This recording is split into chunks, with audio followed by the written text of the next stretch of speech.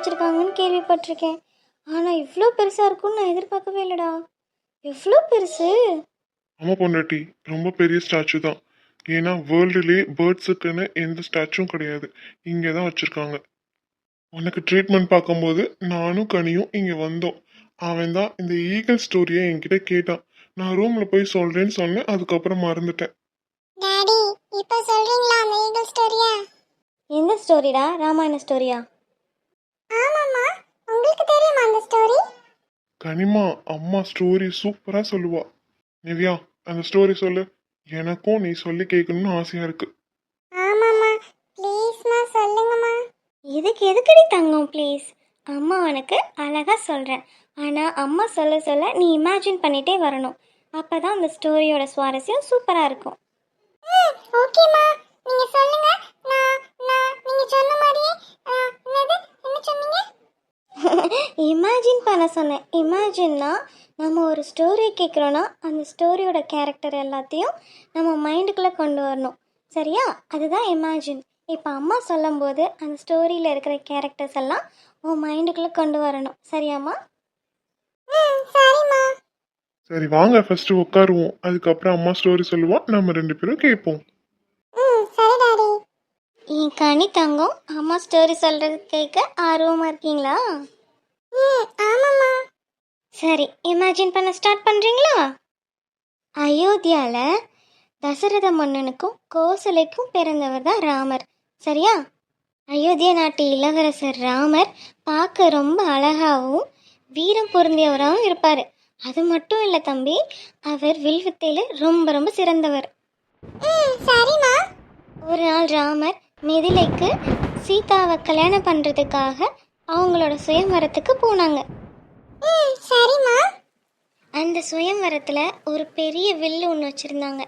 அந்த வில்லை யார் நகட்டி அம்பை விடுறாங்களோ அவங்க தான் சீதாவை கல்யாணம் பண்ணிக்க போகிறவங்கன்னு மிதிலை நாட்டு அரசர் சொன்னார். ஆனால் அந்த சுயம்வரத்துக்கு வந்த யாராலையுமே அந்த வில்லை நகட்டவே முடியல. அப்போது நம்ம வீரம் பொருந்திய ராமர் இருக்கார்ல, இளவரசர் ராமர், அவர் அங்கே போய் அந்த வில்லை நகட்டி அம்பு விடுறாரு. சரிம்மா. அந்த அம்பை ராமர் விடவும் எல்லாரும் ஆச்சரியமா பார்த்தாங்க. அதை விட சீதாவுக்கு ராமரை ரொம்ப பிடிச்சிருச்சு. உடனே சீதாவுக்கும் ராமருக்கும் கல்யாணம் பண்றதா எல்லாரும் முடிவு பண்ணாங்க. அம்மா, கல்யாணம்னா என்ன? அது எப்படி பண்ணுவாங்க? கல்யாணம்னா பொண்ணும் பையனும் அழகா ரெடியாகி கழுத்துல மாலை போட்டுக்குவாங்க. சரிம்மா. ஒரு வழியா ராமனுக்கும் சீதாவுக்கும் கல்யாணம் முடிஞ்சிருச்சா. அதுக்கப்புறம் ரொம்ப வருஷத்துக்கு அப்புறம் அவங்க ஃபேமிலியில் ஒரு ஃபைட் வருது. அந்த ஃபைட்டில் ராமரும் சீதாவும் வீட்டை விட்டு வெளியில் போக சொல்லிடுறாங்க. அப்போது ராமரும் சீதாவும் ராமரோட தம்பி லக்ஷ்மணனும் காட்டுக்கு போயிடுறாங்க. சரிம்மா. காட்டில் சீதா உட்காந்துருக்கும் போது அவங்க முன்னாடி ஒரு அழகான மான் வருது. உடனே ராமர் கிட்ட அந்த சீதா, எனக்கு அந்த மான் வேணுங்க, எனக்கு அதை பிடிச்சி கொடுங்கன்னு கெஞ்சுறா. ராமர் தான் கையில வில்லு வச்சிருக்காருலமா, அத வச்சு அந்த மானை புடிச்சு தரமா? ஆமாடி தங்கம். ஆனா ராமர் எப்படி பிடிக்கிறாருன்னா, இந்த மான் இருக்குல்ல, ராமரை பார்த்தோன்னே பயந்துட்டு வேகமா ஓடுது. ஓடினோடனே இந்த ராமரும் விடாம பின்னாடியே துரத்திக்கிட்டே போறாரு. அப்புறம் ஒரு இடத்துல அது மேல ஒரு அம்பை வீசிடுறாரு. வீசினோடனே அந்த மான் என்ன பண்ணுது, ராமரோட வாய்ஸ்ல என்னை காப்பாத்துங்க அப்படின்னு கத்துது. தூரத்தில் இதை கேட்டுட்டு இருந்த சீதாவுக்கு ரொம்ப பயமாயிருச்சு. ஐயோ, மானை பிடிக்க நம்ம கணவருக்கு ஏதோ ஆயிடுச்சுன்னு சொல்லிட்டு பயந்துக்கிட்டு நடுங்கிட்டு இருக்காங்க. உடனே ராமரோட தம்பி லக்ஷ்மணன் இருக்கார்ல, அவர்கிட்ட சொல்றாங்க, உங்க அண்ணனுக்கு ஏதோ ஆக போகுது, நீங்க போய் அவரை காப்பாத்துங்க, இல்ல நான் போய் என்னன்னு பாக்குறேன்னு சொல்றாரு. உடனே லக்ஷ்மண், எங்க அண்ணனுக்கு ஒன்றும் ஆகாது, நீங்க கவலைப்படாதீங்கன்னு சொல்றாரு. ஆனாலும் சீதாவுக்கு மனசு கேட்கல. என் கணவருக்கு ஏதோ ஆக போகுது, நான் போய் பார்க்கணும் அப்படின்னு சொல்லவும், சரி நீங்க இங்கே இருங்க, நான் போய் பார்க்குறேன்னு சொல்றாரு. நான் போய் என் அண்ணனுக்கு என்ன ஆச்சுன்னு பார்த்துட்டு வரேன். ஆனால் நீங்கள் இந்த வீட்டை விட்டு வெளியில் வரக்கூடாது, வெளியில் வந்தால் உங்களுக்கு ஒரு ஆபத்து வரும் அப்படின்னு சொல்லி ஒரு சக்தி வாய்ந்த கோடு ஒன்று போட்டுட்டு லக்ஷ்மண் அவங்க அண்ணனை தேடி போயிட்டாரு. லக்ஷ்மண் போனதுக்கப்புறம் ஒரு வயசான தாத்தா வந்து சீதா கிட்ட, எனக்கு சாப்பிட ஏதாச்சும் கொடுங்க அப்படின்னு அவர் வீட்டுக்கு முன்னாடி வந்து நிற்கிறாரு. உடனே இவர் பாவமாக இருக்காருன்னு சொல்லி சீதாவும் சாப்பாடு கொடுக்கறதுக்கு அந்த கோடை தாண்டி வந்துட்டாரு. ஆனால் அது யாருன்னா ராவணன். சீதாவை கடத்திட்டு போகத்தான் அவர் இவ்வளோ பெரிய ட்ராமா பண்ணியிருக்காரு. அந்த மான் வேற யாரும் இல்லை, அந்த ராவணனோட மாமா மாரிசன். அவர் தான் மாறு வேடத்தில் மான் ரூபத்தில் வந்து சீதாவை பிடிக்கிறதுக்காக இப்படிலாம் பண்ணியிருக்காங்க. ஐயோ, அப்ப அந்த சீதாவை அந்த தாத்தா தூக்கிட்டு போயிட்டாரா? ஆமாடி தங்கம், அவரு அந்த சீதாவை தூக்கிட்டு போயிட்டாரு. அப்பதான் நம்ம ஜடாயுவோட என்ட்ரி. ஜடாயுனா யாரு தெரியுதுல, இந்த ஸ்டாச்சுல இருக்குல்ல ஈகிள், அதுதான். அது உடனே என்ட்ரி ஆகி நம்ம சீதாவை காப்பாத்துறதுக்கு வருது. இந்த ஜடாயு ஈகிள் வேற யாரும் இல்லடா, நான் தசரத மன்னன் ஒருத்தர் சொன்னேன்ல, ராமனோட அப்பா, அவரோட தம்பி. என்னம்மா ஈகிள் எப்படி அவங்களுக்கு தம்பியாக முடியும்? அது எப்படின்னா தங்கம், ஒரு நாள் தசரத மன்னன் காட்டுக்கு வேட்டையாட வந்திருப்பாரு. அப்போ அவர் களைப்பா இருக்குன்னு படுத்திருக்கும் போது ஒரு புத்துல இருந்து பாம்பு வந்து அவர் காலை கடிக்க வரும். அப்போதான் நம்ம ஜடாயுகளோட என்ட்ரி வரும். அப்போ வந்து அந்த பாம்பை 2 துண்டா கடிச்சிரும். இந்த மாதிரி ஜடாயு வந்து தசரத மன்னனை காப்பாற்றினதுனால தசரத மன்னன் என்ன சொல்வாருன்னா, இனிமே நீ என்னோட தம்பின்னு சொல்லுவார்.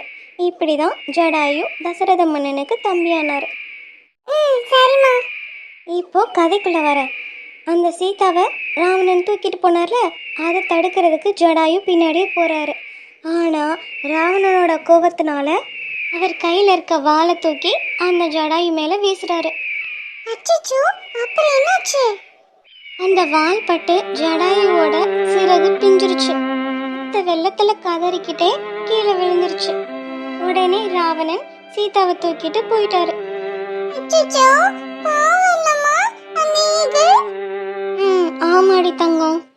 இதுக்கப்புறம் என்னாச்சுன்னா, ராமர் சீதாவை தேடி வீட்டுக்கிட்ட போன போது சீதா வீட்டில் இல்லை. அதுக்கப்புறம் தான் என்னாச்சுன்னு காட்டுக்குள்ள தேட போகும்போது இந்த ஜடாயு ரத்த வெள்ளத்தில் கிடந்துச்சு. ராமர்கிட்ட எல்லா உண்மையும் சொல்றதுக்காக மட்டுமே அதோட உயிரை அது பிடிச்சி வச்சிருந்துச்சு. உடனே ராமரை பார்த்து எல்லா உண்மையும் சொல்லிருச்சு. நீங்கள் போய் நம்ம சீதாமாவை காப்பாற்றுங்க, இந்த காட்டை விட்டு போகும்போது நீங்கள் சீதாவோட தான் போகணும், அதனால சீதாவை காப்பாற்றுங்கன்னு சொல்லிட்டு இறந்துருச்சு. அச்சச்சோ, பாவம் அந்த ஈகிள். எனக்கு ரொம்ப சேடா இருக்கும்மா. ஆமாடி தங்கம், ராமருக்கும் ரொம்ப சேட் ஆயிருச்சு. அதை பார்த்து ரொம்ப ஃபீல் பண்ணார். உடனே அந்த ஜடாயு மேலே நிறைய கட்டைகள்லாம் போட்டு எரிச்சிட்டு உடனே சீதாவை தேடி இலங்கைக்கு ராமரும் லக்ஷ்மணனும் புறப்படுறாங்க. ராமருக்கு பயங்கர கோவம் ராவணன் மேலே. பயங்கரமாக போர் பண்ணி எப்படியோ சீதாவை காப்பாற்றிடுறாங்க. காப்பாற்றி அயோத்தியாவுக்கு திரும்பி போயிடுறாங்க. நிறைய கஷ்டத்துக்கு அப்புறம் அவங்க திருப்பியும் அயோத்தியாவுக்கு போகிறாங்க. அங்கே போனோடனே அவங்களுக்கு ராஜா ராணின்னு பட்டம் கொடுத்து சிம்மாசனத்தில் அமர வைக்கிறாங்க. ஒரு பொண்ணோட உயிரை காப்பாற்றுறதுக்காக இறந்ததுனால தான் இந்த ஜடாயுக்கு இவ்வளோ பெரிய சிலையை நம்ம கேரளா நாட்டில் வச்சுருக்காங்க. ஏன்னா நம்ம கேரளா நாட்டில் பொண்ணுங்களுக்கு தான் ஃபர்ஸ்ட் ப்ரையாரிட்டி, முதல் முன்னுரிமை கொடுப்பாங்க. எப்படி இருந்ததுடி தங்கம் இந்த கதை? செம்மையா இருந்துச்சுடி பொண்டாட்டி. நீ சொல்ல சொல்ல நானும் இமேஜின் பண்ணேன். ஆமாம்மா, சூப்பரா இருந்துச்சு. எனக்கு இந்த ஜடாயு ஈகிளை ரொம்ப பிடிச்சிருக்குமா. நானும் இந்த ஈகிள் மாதிரி நிறைய பேருக்கு ஹெல்ப் பண்ணுவேம்மா. நானும் ஸ்ட்ராங்கா இருப்பேம்மா. அப்படியாடா உச்சுக்குட்டி பயலே. டாடி, அம்மா, நான் ஃபர்ஸ்ட் பெரிய பையன் ஆனோடே டாடி தான் முதல்ல அடிப்பேன். இனி உச்சுக்குட்டி பையன் சொல்லிட்டே இருக்காங்கம்மா. சரிடா தங்கம். சரி சரி, வாங்க போலாம், டைம் ஆச்சுல.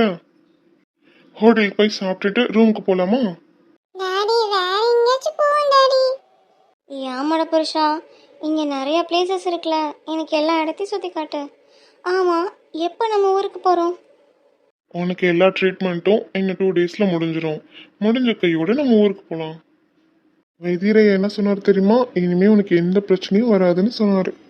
ஆனால் அடிக்கடி எனக்கு தலை வலிக்குதேடா, அதுக்கு என்ன சொன்னார்? அது சாதாரண தலைவலி தாண்டி சொன்னாரு. வேற ஒன்றும் சொல்லல. ஏய் புருஷா, என்னை பாரு, என்கிட்ட ஏதாச்சும் மறைக்கிறியா? திருப்பி ஏதாவது பிரச்சனை வரும்னு சொன்னாரா? என்னை பார்த்து சொல்லு. டேய், நான் உன்கிட்ட தான் கேட்டுட்ருக்கேன். பொண்டாட்டி அப்படிலாம் ஒன்றும் இல்லடி. அது சாதாரண தலைவலி தான். மற்றபடி ஒன்றும் இல்லைன்னு சொல்லிட்டாரு. அதுவும் இல்லாமல் தலையில மட்டும் அடிபடாம பார்த்துக்க சொன்னாரு. அவ்வளோதான். அவர் கொடுக்குற மருந்தை நீ கரெக்டாக போட்டாலே போதும். சரியா? எல்லாம் சரியாயிரும்.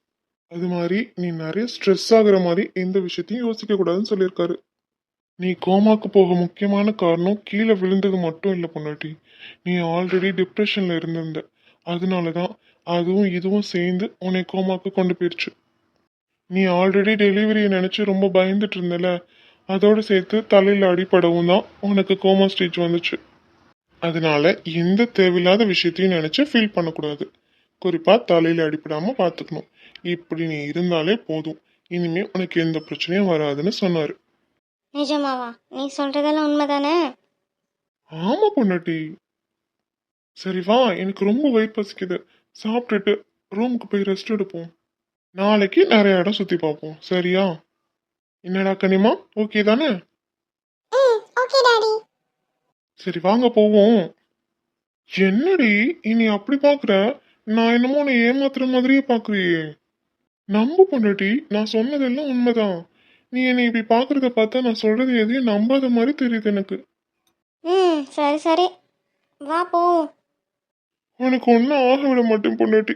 நான் இருக்கிற வரைக்கும் உனக்கு ஒன்றும் ஆக விட மாட்டேன். வருஷா வா. இதை வந்துட்டேன்.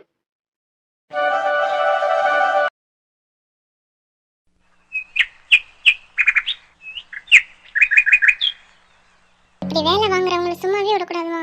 ஏதாச்சும் பண்ணணுமா? அந்த சரவணை நினைச்சு நினைச்சு கதற மாதிரி ஒரு விஷயம் பண்ணணுமா?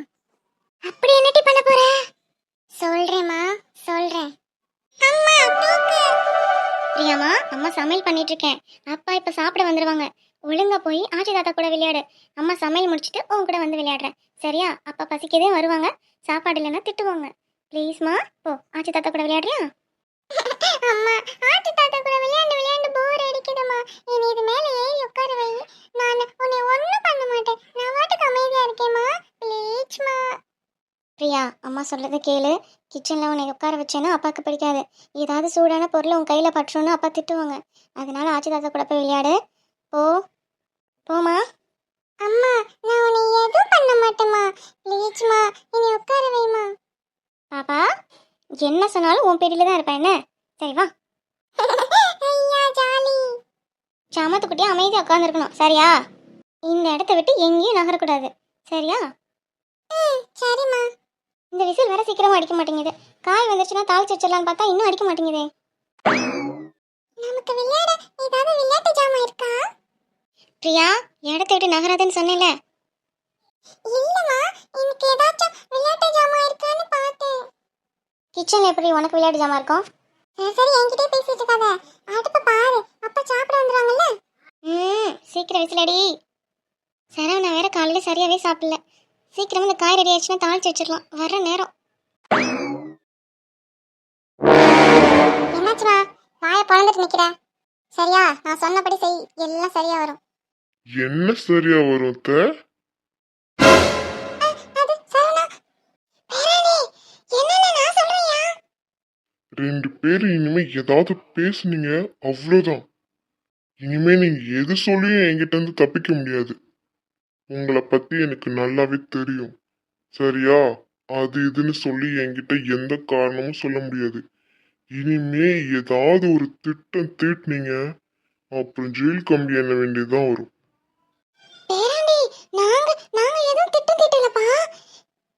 அப்பத்தா, இனிமே என்னை நீ பேராண்டி சொல்லாத. அதை சொல்றதுக்கு உனக்கு எந்த தகுதியும் கிடையாது. எனக்கு பிறக்க இருக்க குழந்தைங்க ரெண்டு பேத்தையும் நீங்க அழிச்சிட்டீங்க. அதனால உங்களுக்கு எந்த உரிமையும் கிடையாது என் மேல. குழந்தைங்களை அழிக்கிற அளவுக்கு வஞ்சகம் உங்களுக்கு. நானும் என் பொண்டாட்டியும் அந்த குழந்தைங்களை நினைச்சு எவ்வளவு கனவு கண்டிருப்போம். அதை அழிக்க உங்களால எப்படி மனசு வந்தது? ஏதோ நாங்க செஞ்ச புண்ணியம் எங்களுக்கு இன்னொரு பொண்ணு பிறந்திருக்கா. இனிமே ஏதாவது திட்டம் திட்டிக்கிட்டு இங்க இருக்கணும்னு நினைக்காதீங்க. எனக்கும் என் பொண்டாட்டி பிள்ளைங்களுக்கும் ஏதாவது உங்களால ஆச்சு, அவ்வளோதான். ஜெயில் கம்பி தான் என்னணும் நீங்க. சரவணா, ஐயோ அப்படிலாம் சொல்லாதப்பா. அத்தை ரொம்ப வயசானவளா. அப்படிலாம் ஜெயில் கம்பிலாம் என்ன முடியாதுப்பா. இனிமே இந்த மாதிரிலாம் எதுவும் பண்ண மாட்டேன்ப்பா. அத்தையை மன்னிச்சுக்கப்பா. ஆமா பேராண்டி, இந்த அப்பத்தாவையும் மன்னிச்சிருப்பா. இனிமே இந்த மாதிரிலாம் எதுவும் பண்ண மாட்டேன். பிரியாமா, என்னாச்சுடி? அந்த பிள்ளை கத்துது. அதுக்கு என்ன, நம்மளுக்கு என்ன? நம்ம பாட இங்க திண்டாட்டமா இருக்கோம். வா நம்ம போவோம்.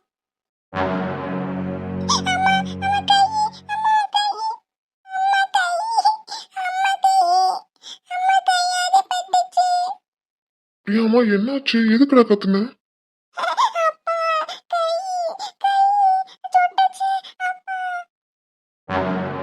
ஏய் மைதிலி, கொஞ்சமாவது உனக்கு அறிவு இருக்கா? உனக்கு எத்தனை வாட்டி சொல்லியிருக்கேன், சின்ன பிள்ளைய கிச்சன்ல எல்லாம் விடாத, ஏதாவது ஒரு பொருளை தொட்டா கையில சுற்றும்னு. சொல்றதை இப்ப வர வர கேட்கவே மாட்டேங்கிற மைதிலி. நீ அறிவும் கிடையாது உனக்கு இப்போ. ஏற்கனவே 2 குழந்தைய இழந்திருக்கே, கொஞ்சமாவது அறிவு வேணாம்? இந்த குழந்தைய அப்ப நீ எவ்வளவு பத்திரமா பாத்துக்கணும்.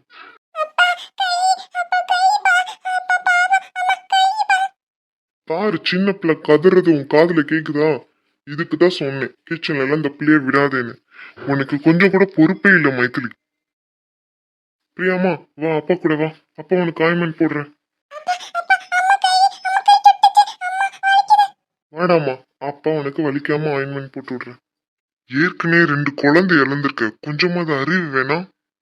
மைதிலி, உனக்கு வர வர பொறுப்பே கிடையாது.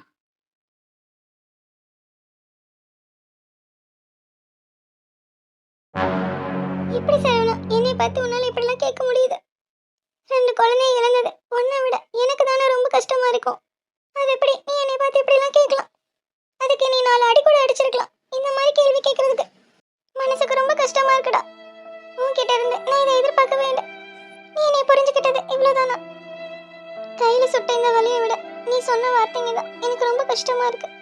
ரொம்ப வலிக்குது.